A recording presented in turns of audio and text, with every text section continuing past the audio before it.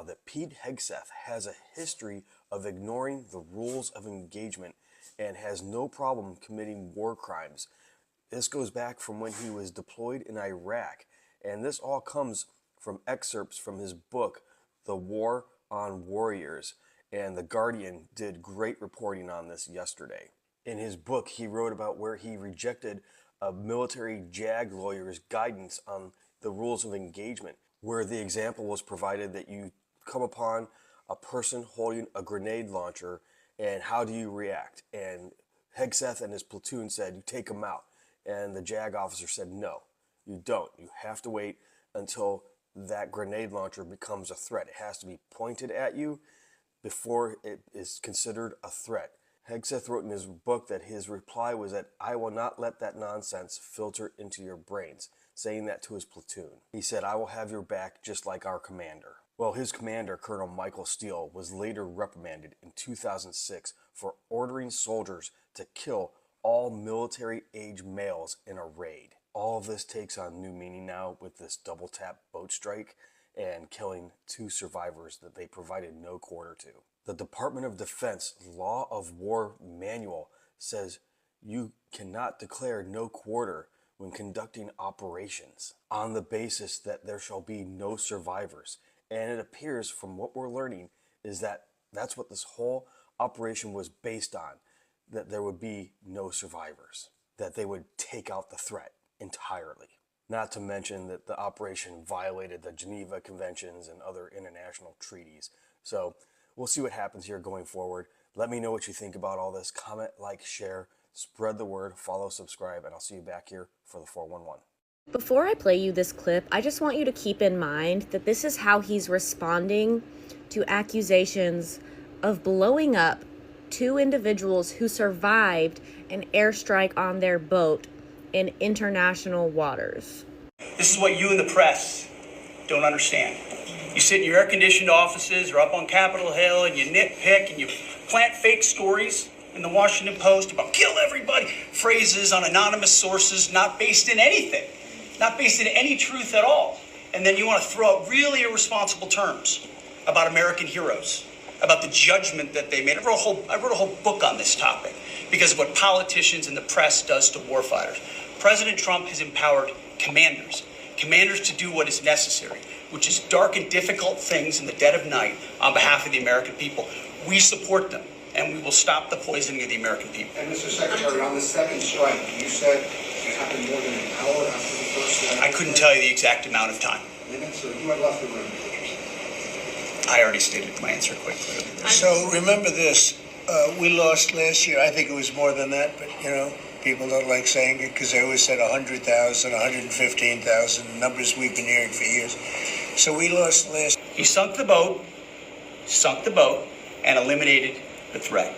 So you didn't see any survivors, to be clear, after that first strike?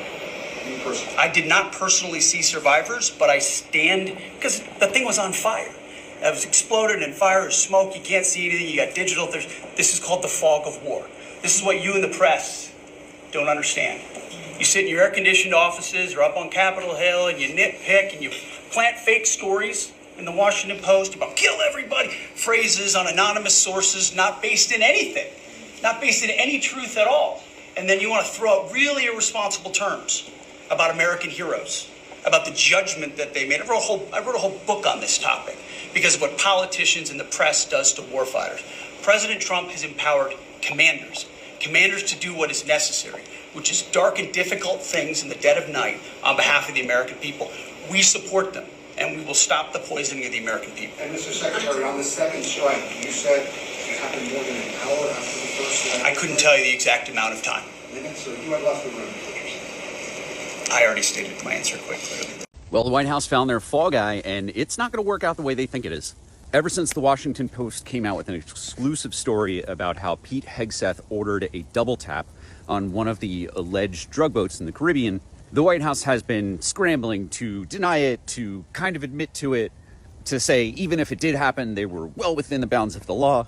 But experts on international law, federal law, and the laws of war have all said that, this is not okay. There is no circumstance where a double tap is legal. And Pete Hegseth, he knows this. I know he knows this because he served in uniform. Now, he may have been a weekend warrior, a reservist, but he was an officer. He did make it to the rank of major, so he was doing this for a few years. He knows rules of engagement are bound by federal law, international law, the Uniform Code of Military Justice, and our treaties. Now, as someone who served on active duty, I can tell you that this fall guy thing, blaming everything on Admiral Bradley, is only going to make things worse for them. But a caveat that's important before I explain why. Admiral Bradley knows the law. He should have recognized that Pete Hegseth was issuing an unlawful order that Admiral Bradley is legally required to refuse. And everyone down the chain of command, down to the person who was doing the targeting, who actually flipped the switch or hit the button to launch those missiles, they too have legal obligations to reject unlawful or illegal orders. Now, with the White House Press Secretary Carolyn Leavitt going and telling the press that, oh, this is Admiral Bradley's fault, it's a name who most Americans have never heard before, it's very clear that they're trying to make him the fall guy. Otherwise, they wouldn't be using his name. They would just be saying the commander. And people throughout that unit, on that ship, if they believe that Admiral Bradley is an honorable man and that he is being made a scapegoat because Pete Hegseth gave a clearly unlawful order, and the White House is trying to shift blame from the person who the order came from entirely onto Admiral Bradley, his troops are very likely to close ranks around him, which means that more whistleblowers with direct knowledge of the operation will be coming forward, talking to the press, talking to Congress and other investigators, and the whole story is going to come out. And keep in mind that we're only talking about one strike now. There have been at least 80 people who have been killed by these types of strikes. And I can tell you this much, that whistleblowers with direct knowledge have come to me, and I have been passing them off to congressional investigators. And the whistleblowers that I'm talking to have nothing to do with this strike. So while the White House is making the strategic or tactical decision to throw Admiral Bradley under the bus now, that's not going to be helpful when whistleblowers start going public about the other strikes. Listen to how the Secretary of War Crimes, Pete Hegseth, says he doesn't know about how the second military strike happened. No one's fishing on a submarine, and I have empowered them to make that call. Now, the first couple of strikes, as you would, as any leader would want, you want to own that responsibility. So I said, I'm going to be the one to make the call after getting all the information and make sure it's the right strike. That was September 2nd. There's a lot of intelligence that goes into that, building that case and understanding that, a lot of people providing information. I watched that first strike live. As you can imagine, at the Department of War, we got a lot of things to do. So I didn't stick around for the hour and 2 hours, whatever, where all the sensitive site exploitation digitally occurs. So I moved on to my next meeting.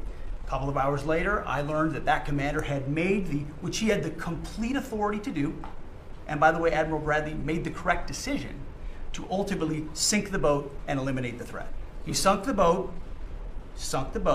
and eliminated the threat.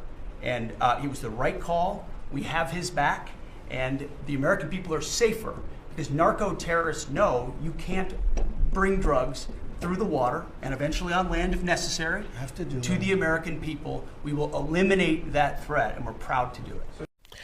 I know when a guilty person talks, they ramble and they say a bunch of things that make absolutely no sense.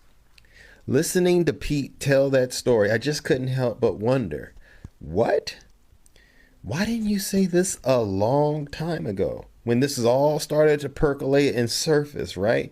Instead of taunting the American people, now all of a sudden, this strike happened an hour or so later, and then when they question you, you don't have the ability to give us specific details? You didn't see any survivors, to be clear, after that first strike? You personally? I did not personally see survivors, but I stand, because the thing was on fire. It was exploded and fire and smoke. You can't see anything. You got digital. This is called the fog of war. This is what you in the press don't understand.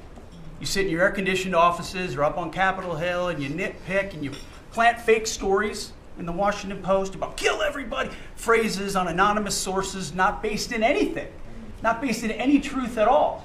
And then you want to throw out really irresponsible terms about American heroes, about the judgment that they made. I wrote a whole book on this topic because of what politicians and the press does to warfighters. President Trump has empowered commanders to do what is necessary, which is dark and difficult things in the dead of night on behalf of the American people.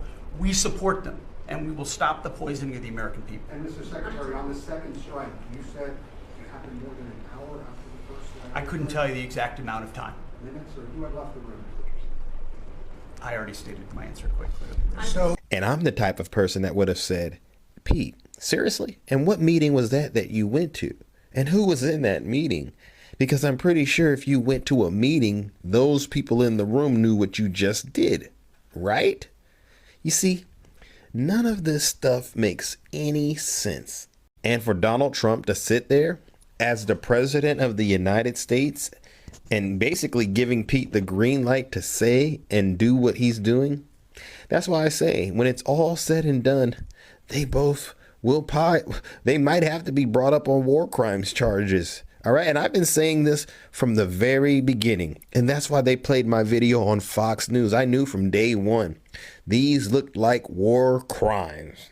The White House is in trouble after Pete Hegseth, Secretary of War, got caught going full Israel and ordering or doing a double tap attack in one of those boats that the United States has been blasting all over the Caribbean. And now, in order to save their asses, the White House and Pete Hegseth are throwing this random Navy admiral under the bus, saying that it was that guy who ordered the strike. And this is becoming an issue that will not go away anytime soon because the kind of double tap attack that the United States Army did is super illegal. So much so that such double tap attacks, if you go to military school, are taught to soldiers or future military people on what not to do when carrying out these strikes. Basically, the United States hit the boat. There were a couple of survivors, and then the United States ordered a second strike to take out any survivors, which is something only Israel is allowed to get away with. And the admiral, you're going to be in a lot of trouble because not only do you not have the name recognition or the power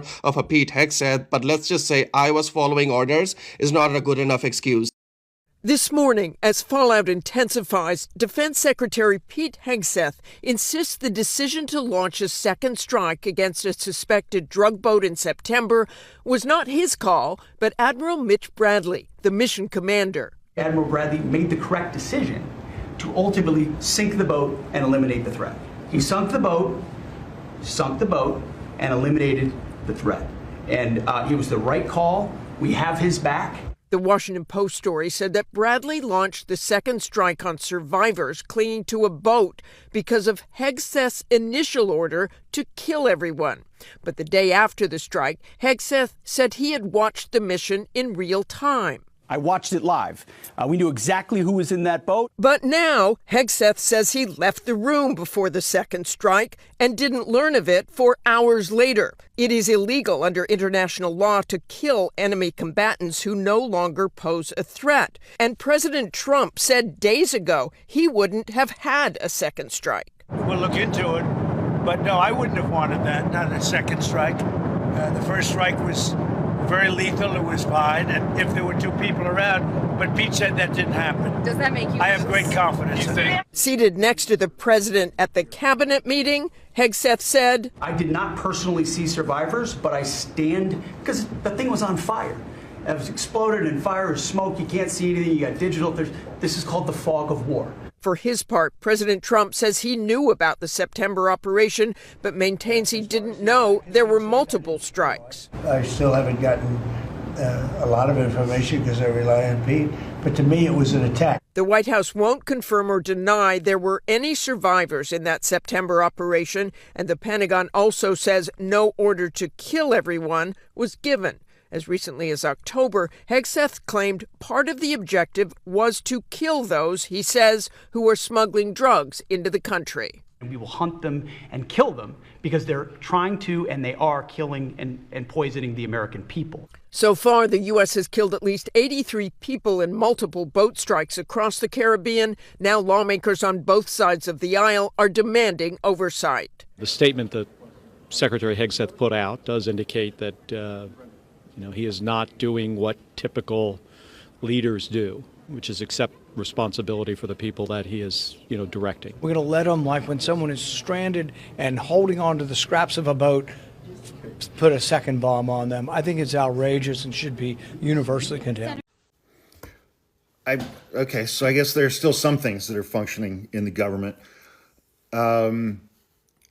The Inspector General for the Department of Defense put out a classified report this morning on Signalgate. Remember Pete Hegseth sharing classified military plans, bombing plans, relative to the Houthi rebels in Yemen earlier this year. I think it was in like March. Quoting, Secretary of Defense Pete Hegseth risked compromising sensitive military information, which could have endangered American troops and mission objectives when he used Signal, the chat app, in March of this year to share highly sensitive attack plans targeting Houthi rebels in Yemen. It was classified information, according to 4 sources familiar with the contents of the Inspector General's report. The repercussions of Hegseth's actions are less clear since the Inspector General concluded that the Defense Secretary has the authority to declassify information, and Hegseth asserted that he made an operational decision in the moment to share that information, though there is no documentation of such a decision on the part of Pete Hegseth. So remember back, from March 11th to 15th in 2025, a group of United States national security leaders and Jeffrey Goldberg, the editor-in-chief of The Atlantic magazine, were using the messaging service chat about the imminent military operations against the Houthis in Yemen, codenamed Operation Rough Rider. I mean, we have Operation Southern Spear. The code names that Pete Hegseth comes up with for these operations, every single one of them sounds like the title to a gay porn movie. So anyway, Opposition Rough Rider. And he was texting to these people using Signal, and it was J.D. Vance, some cabinet secretaries, National Security Advisor Mike Waltz, and Jeffrey Goldberg from The Atlantic, who had been erroneously added to the chat by Mike Waltz. He was like details about the times and locations from where fighter jets were going to take off, what weapons they were going to use, what missiles were going to be launched, when they were going to be launched, what was being targeted. I mean, it was before the attacks had taken place. And they were using Signal to have these communications, which is entirely hackable. And so it's like that information theoretically could have gotten to the Houthi rebels and could have put American troops in harm's way. Could have gotten Americans killed because they would have known ahead of time that it was coming. That's why war plans are classified. They're close hold. You don't share them. Yeah. On March 15th, Secretary of Defense Pete Hegseth used the chat to share sensitive and classified details of the impending airstrikes, including types of aircrafts and missiles, as well as launch and attack times. The name of an active undercover CIA officer was mentioned by CIA Director John Ratcliffe in the chat, while Vance and Hegseth expressed contempt for European allies. The contents of the chat became public on March 24th when Jeffrey Goldberg published a partially redacted transcript in The Atlantic. White House's national security spokesperson, Brian Hughes, verified the chat's authenticity after other Trump administration officials disputed Goldberg's characterization of the redacted sections as likely containing classified information. The Atlantic published the entire transcript on March 25th. The incident raised concerns about national security leaders' information security practices, you think? And what other sensitive information they might have revealed, whether they were following records preservation laws. Snapchats delete, they self-delete. When you're the Secretary of Defense, the Vice President, the CIA Director, other cabinet secretaries, national security staff, it's unlawful for you to communicate in a way where you know that no records of that communication are going to be created or retained by the government, or when you are actively using methods to make sure that those communications self-delete after a period of time to avoid records keeping. Jesus, man. The political scandal was nicknamed Signalgate in the media because they were using Signal chat app. A forensic investigation by the White House Information Technology Office determined that Mike Waltz, National Security Advisor, had inadvertently saved Jeffrey Goldberg's phone number under a different person's contact information. Waltz then erroneously added Goldberg to the chat while trying to add this other person. Subsequently, investigative journalists reported that Mike Waltz's team regularly created Signal group chats to coordinate official work, and that Hegseth shared details about missile strikes in Yemen to a second Signal chat group, which included his wife, his brother, and his lawyer. I know that his brother works for DOD, so probably has some security clearances. His wife and his lawyer certainly don't. And why are you sharing this shit with your lawyer, man? But anyway, so the Inspector General put out this report this morning. It's classified, but 4 sources familiar with the contents. Okay, so let's talk about that for a second. Remember a month or two ago when Pete Hegseth frog marched every member of the media out of the Pentagon and said, you're not allowed to return unless you sign this document adhering to the new rules that I am imposing for the media and their access to personnel and information within the Department of Defense, and nobody would sign that. And so now you have like OAN and Newsmax in there. In fact, I think one of those two refused to sign this document as well. There are still people within the Department of Defense who are leaking like crazy to reputable news agencies about information like this, a classified report from the Inspector General that concluded, again, Secretary of Defense Pete Hegseth risked compromising sensitive military information which could have endangered American troops and mission objectives when he used the Signal chat app in March of this year to share highly sensitive classified war plans, attack plans targeting Houthi rebels in Yemen, according to 4 sources familiar with the contents of a classified Inspector General report.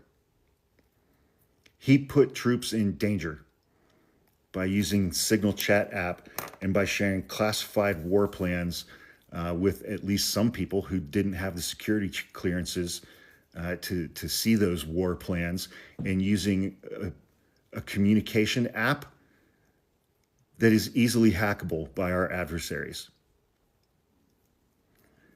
Incompetence and malevolence, incompetence and malevolence, incompetence and malevolence coupled only with unimaginable arrogance and entitlement.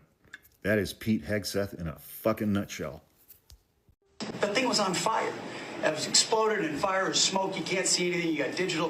This is called the fog of war. That 6-second clip of Trump and Hegseth from yesterday encapsulates the sad state of America today. Guy on the left, Trump, our president, nodding off asleep.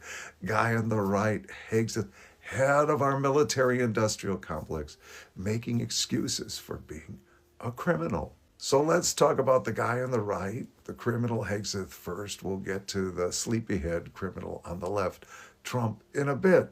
Hegseth seems to think that the fog of war is a real thing, like you can't see things because of real fog or real smoke next to that ship. No, it's called a metaphor, and it's not a metaphor you want to use in this case. The fog of war means that your mind sometimes gets clouded in war and you make bad decisions. So when you make the excuse that it's the fog of war, you're really saying, I screwed up. I screwed up real bad. Pete Hegseth has committed crimes, murder. 83 people have been killed in international waters for no good reason. We could arrest these people. Instead, what we're doing is bombing them. And why are we bombing these boats? It's certainly not because we're concerned about the trafficking of drugs into the United States. It's because we want to disrupt Venezuela, overturn its leadership. If we were sincerely concerned about the trafficking of drugs into the United States, we wouldn't have just pardoned someone from Honduras who trafficked over 400 tons of that stuff. That's what President Sleepyhead did. Let's go on to him. I'll start out with a Borscht Belt joke. President Trump is so old. How old is he? He's so old that he doesn't take naps anymore. He takes comas. Bada-bum. Trump can't stay awake anymore. He barely can walk. He's incoherent half the time. That's just the reality of his mental decline, and it's only going to get worse. His scheduled day is getting shorter and shorter and shorter, and we're getting to the point with his cognitive decline and his aging that it's embarrassing to have him in public. I think we're already there, and the Republicans are going to figure that out in the months ahead. Anyone who has dealt with aging parents knows these things don't get better with time. They get worse. I personally don't think that Trump is going to make it through 2028. I think he's going to go to sleep one day and not wake up. But even if he does, there's going to come a time, I hope sooner rather than later, when even Republicans realize, oh, you know what? There's nothing left upstairs, and they're going to have to move on. I don't think it's really sunken in with a lot of people exactly how politically weak Donald Trump is right now, like how ridiculously unpopular this man has become, okay? This guy right now is polling at 36% in the latest Gallup poll, right? The latest approval rating they have for him is 36%. His second term low, okay? Now, why is this significant? Buckle up, because this fact is really powerful, and I think people need to sit with it and like reckon with what it means. Donald Trump is polling just 2 points higher than his all-time low of 34%. Do you know when that was? When that 34% was? It was in the days directly after January 6, 2021. Okay? So let me repeat that. Donald Trump is polling just 2 points higher than he was in the direct aftermath of a violent insurrection that he incited. Okay? Like just let that sink in and absorb it. Like, we need to be clear about what's going on at that time. This was a moment where Mitch McConnell and Kevin McCarthy were on the House floor directly blaming Donald Trump for the violence on January 6th. Mitch McConnell essentially begging for him to be prosecuted on the floor in Congress, okay? This was a significant moment where he's being banned by almost every social media platform. He was being shunned from American politics. And right now, he's polling just 2 points higher than that at 36%. He is underwater on every major key issue, from immigration to the economy, inflation. He is deeply politically weak. He just oversaw brutal, crippling off-year elections in the 2025 elections with major losses and Democratic overperformances, right? Democratic overperformances, Republican losses, sweeps in some cases. This is a guy who's dragging his party down. You know, Harry Enton at CNN talked about how, by his count, over the last 40 or so days, about 10 pollsters found that Donald Trump is at his absolute political low of the second term, right? So it's really clear right now that Donald Trump's best political days are behind him. And right now, the Republican Party's worst are potentially ahead if they don't jump ship and wake up to what's going on here. We're seeing some indications of some independents popping up within the Republican caucus. We see them potentially seeking to hold Hegseth accountable for these boat strikes in Venezuela. We're seeing Marjorie Taylor Greene go ahead and announce a retirement, break from the president. Thomas Massie has been a thorn in the administration's side. And we also saw this Epstein vote, right? So we'll see. But all I know is that right now they're enabling this and they're going to be left to pick up the bag. In 2026, voters are going to punish them for this. Whether or not Republicans wake up to this reality is their choice. But the truth remains that Donald Trump is a politically weak, lame duck president that is dragging his party down. That's the objective truth. whether or not Republicans want to reckon with it. I just want to note that this take isn't coming from a place of naivete or false hope, right? I've been covering Donald Trump for over a decade now. I've made appearances on MSNBC and CNN. I've been covering Project 2025 since 2023. I'm a pretty experienced, tuned-in journalist. And right now, what I'm thinking is happening and what I see in the data and what I see anecdotally and what I see happening here is a president that overreached, that tried to implement Project 2025 too fast, and it's backfired spectacularly on him.